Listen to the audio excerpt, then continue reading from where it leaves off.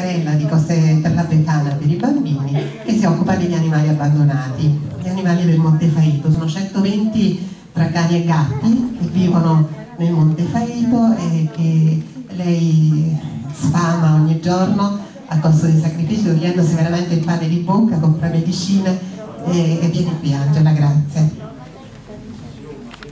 Un applauso per la nostra amica Angela.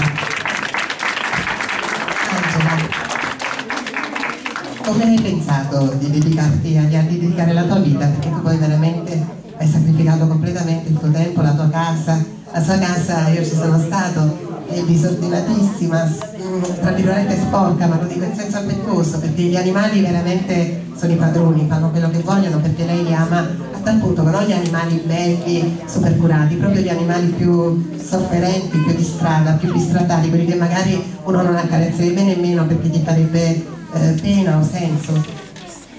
No, niente, effettivamente noi abbiamo pensato di aiutare loro proprio perché trovare un cucciolo in strada e passarci vicino senza far finta di nulla è come vedere un bambino che è uguale, non fa differenza, come non deve fare differenza, perché il bambino deve essere curato ma anche l'animale lo deve essere. Tutto è partito da qui e così sta andando avanti.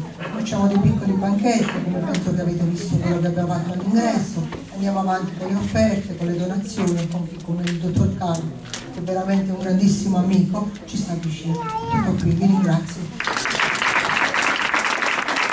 Grazie perché la famiglia